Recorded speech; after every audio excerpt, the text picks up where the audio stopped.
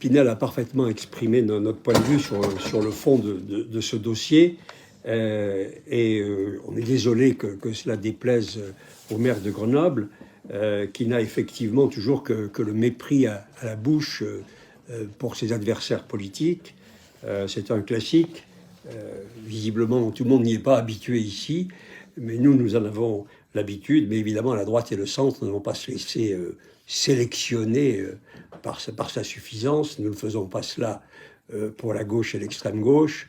Nous respectons ce qu'ils représentent, parce que s'il fallait sélectionner entre les partisans de Julien Bayou aujourd'hui, d'Adrien Quatennens, des propos de Mélenchon, d'Éric Piolle lui-même à Valence, bon, s'il fallait sélectionner tout ça, on aurait du mal et on aurait beaucoup d'éliminés. Donc on ne le fait pas. On connaît la méthode grossière qui consiste à tenter de disqualifier l'adversaire afin de ne pas, évidemment, entendre sa parole. Vous imaginez ce que ça nous fait. Nous respectons le quart des Grenoblois qui nous a fait confiance, et nous sommes choqués que le maire de Grenoble les méprise de cette manière.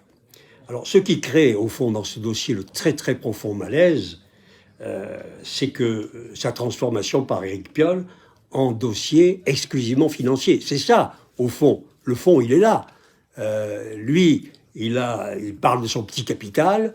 Il file même la métaphore avec le propriétaire d'une maison, d'un appartement, alors qu'à Grenoble, ça, la métaphore, il ne la file pas du tout sur ce sujet. Le propriétaire grenoblois, il a la valeur des biens la plus faible des grandes villes, mais ça l'émeut pas. Par contre, son capital à lui, ça a de l'importance. Alors pourquoi ce malaise est profond?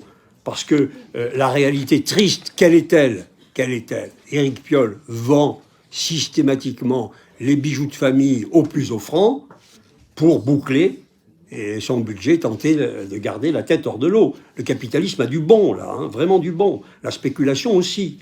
On a vu ce qu'il en était de la négociation avec GEG à l'époque où tout allait bien, je dirais, entre vous, puisqu'il n'avait pas encore de candidat contre le président de la métropole. Il a tiré 30 millions d'euros des actions de GEG, 30 millions d'euros dans le budget de la ville. Un GEG, parce qu'il a vanté aussi les sociétés d'économie mixte, il est fier du modèle des sociétés d'économie mixte. Un GEG que mes municipalités ont créé, avec 3 ans de procédure, des Verts qui s'y sont opposés. Bon, ils en ont tiré 30 millions, c'est la ville qui les a tirés, c'est tant mieux. Ça démontre que les temps changent.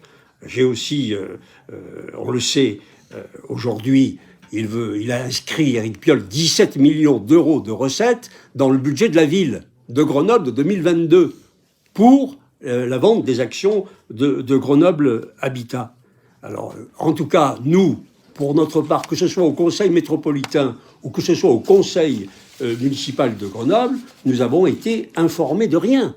Je dis au passage qu'il y a en parallèle le débat que vous avez entre vous sur la vente des actions de la société, de la compagnie de chauffage, dont la valeur a été, là aussi, démultipliée dans les années 80 par Richard Casla quand il a fait entrer EDF et la compagnie de chauffage.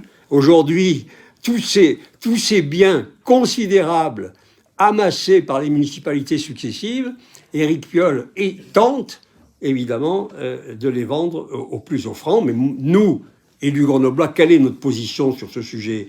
C'est que ces opérations financières structurantes qui interviennent une fois tous les 50 ans dans la vie d'une ville, elles ne peuvent pas être là pour boucher les trous du budget annuel.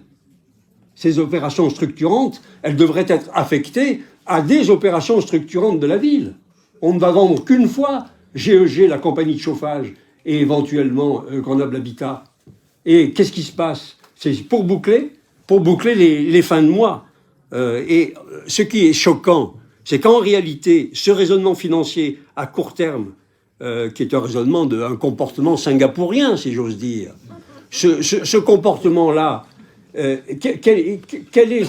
pourquoi il est grave et il crée malaise? C'est parce que il s'applique à tout, y compris au logement social, dont par ailleurs il se fait l'immense défenseur en toutes circonstances. Et donc l'irresponsabilité financière qui est la sienne en matière de gestion de la ville, avec ses conséquences sur le budget, elles ont pour effet de vendre tous ces bijoux de famille dans des conditions qui sont tout à fait discutables, en particulier concernant le logement social. Voilà la vérité, la réalité, la triste réalité de ce que cache le discours technico-financier d'Éric Piolle. Et ben, c'est tout. Et c'est regrettable pour la commune de Grenoble, parce qu'elle avait, à l'occasion de ces 2 ou 3 grandes opérations, on n'en aura pas beaucoup d'autres, de financement, eh bien malheureusement, ce ne sont que des visions à court terme et des visions très étroitement financières qui s'appliquent au logement social, ce que nous regrettons profondément.